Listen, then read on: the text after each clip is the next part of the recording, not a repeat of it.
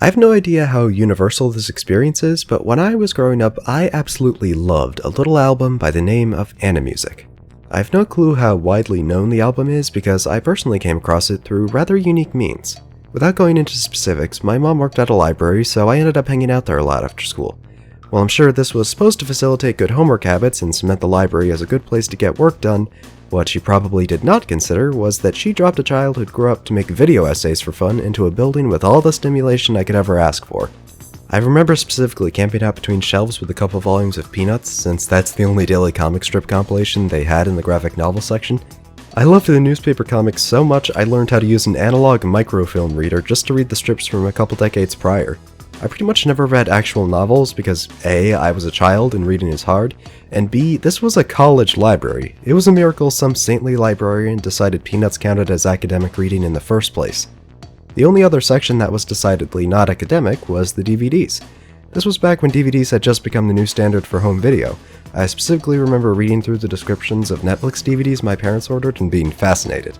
The college had quite a collection of documentaries, but just as many titles served purely as entertainment. A nice selection of Ghibli movies, a Godzilla movie with cover art that always scared me, and Animusic, a video album that got checked out fairly often, as it was always a safe bet in terms of content sensitivity. And even to a kid who barely knew what a computer was, it was mesmerizing. Every bit of fantastical weirdness was constructed just mechanically enough to create a sense of plausibility, enough for some people to think they were real, and one of them eventually became so. The reason I've obsessed so much over this specific point is that you don't really see this kind of approach nowadays. Don't get me wrong, I'm not saying modern animation is garbage or anything like that, but things just didn't trend towards Animusic's focus on a sense of rigid practicality. More specifically, the complete lack of weight mapping, and by extension, squash and stretch. That's right, Animusic threw the first principle of animation in the trash, and in its most popular song too. Look at this demonstration on how squash and stretch works on a bouncing ball, one of the most basic animation exercises you can find. Adding squash and stretch gives the ball an exaggerated sense of weight and speed. For lack of a better word, it makes it feel more animated. But in Pipe Dream, you can pause on any frame you want. These bouncing balls will never be anything other than perfectly spherical. This sense of physical legitimacy clashes hard with how fantastical the actual settings are. It's a paradoxical aesthetic of machines that feel grounded and authentic despite being suspended in a gyroscopic void or cruising down woodblock roller coasters. This interesting clash of design philosophies is something I've not seen much of anywhere else. Machines constructed so impractically they can really only do one thing: make music. It's a perfectly balanced blend of mechanical engineering and Yamaha keyboard jams. I mean that in the best way possible. Those test tracks slap, even if they're just MIDI demonstrations. The thing is, Animusic ended up recreating this style of music from the complete opposite direction. A lot of the documentation on Animusic's website advertises how their production pipeline is MIDI driven. What better way to make a song sound like it's being played by a machine than by programming notes rather than playing them? Fiber Bundles in particular looks like you took a Lyric Wolf video and ran it through a Liquify filter. And despite all of this artificiality, the meticulous effort to make every single set entirely detached from any kind of cultural context, the music just refuses to lose that implacable feeling of humanity. Music is the most effective vehicle for culture on the planet. Our ancestors developed musical instruments tens of thousands of years before written language, and who knows how far back some Neanderthal did a stomp stomp clap and decided that it meant something. Trying to make music without humanity is like trying to make a TikTok without being obnoxious. It's just categorically impossible. And that fulfills my state-mandated TikTok bad joke. Just gotta find a way to sneak in a Twitter bad joke to meet my quota. Oh, I got it. The best example of the artificial aesthetics clashing with the most human method of expression available is one of my personal favorites, Cathedral Pictures. This one's the only song to be explicitly based on a pre-existing work, Pictures at an Exhibition by Emerson, Lake and Palmer, which was itself a remix of a piano suite of the same name, composed by Modest Mussorgsky in 1874. Already the piece is drawing from over a century of musical evolution, but it goes back farther. The original composition was inspired by Mussorgsky's close friend, architect/artist Victor Hartmann, and his paintings. When he died of an aneurysm at 39, they held a huge exhibition with 400 of his paintings at the Academy of Fine Arts at St. Petersburg, inspiring Mussorgsky to write Pictures at an Exhibition, capturing his musical interpretations of that massive display. The vast majority of these pictures were lost, so these melodies are the only record we have of some of them. Are they good at describing the pictures, capturing intricate measurements, ratios, materials, colors, techniques, or anything that could possibly help us restore it? No, but are they good at what music's meant to do? capture a feeling and communicate it to another person, be they in a concert hall for your matinee, a trio of rock musicians 97 years later, or a pair of 3D animation nerds separated from that feeling by 131 years. Even when played by machines, you can still hear the paintings the song is based on, almost as if the Great Gate of Kiev emblazoned on the bass drum was put there by the music itself.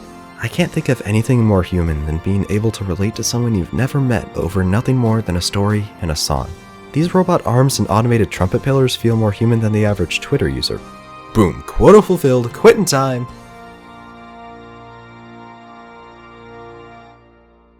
Now, this method of analysis really only works for cathedral pictures. It's the only one to be tied to something real. Without the historical link, the only real link with humanity is the vestigial design quirks of instruments meant to be played by humans. But that sense of legitimacy I talked about makes it so easy to make your own. Sure, maybe Resonant Chamber was composed because they wanted to try a song without percussion, but just looking at this contraption, it's so easy to imagine that this was a failed amalgamate of every string instrument that was locked away, never meant to see the light of day again. But in that solitude, it was still compelled to make music, same as any other human would, given enough time. The room itself feels timeless, every window shows the same mood at a different phase. All of this can be written off as just aesthetic choices to make it look cooler, but see how easy that was? Even without a historical link, there's something deeply human about these strange machines. Just look at those fingers and tell me this thing doesn't feel alive. Starship Groove straight up has little guys jamming out on the deck of a spaceship. The ending shot sees the ship slowly drift further into the void. This is their entire existence, drifting through the grandest concert hall one could ask for.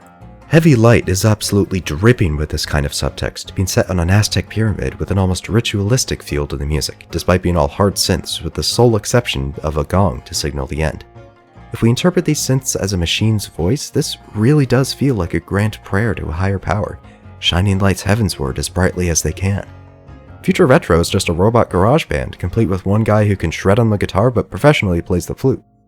When these music videos have such a strong sense of being a product of a culture, even one that never existed, it's fascinating to imagine what that culture might have looked like. All the way from Thriller to Montero, music videos have always shaped culture while also being products of said culture. It's a beautiful cycle of expression and reaction. I guess what I'm trying to say with this weird mixtape of ramblings that could scarcely be called a video essay is that I'm enthralled by these worlds of MIDI and machines, where this iconic prayer engraved on a circuit board became true. If only I could see them.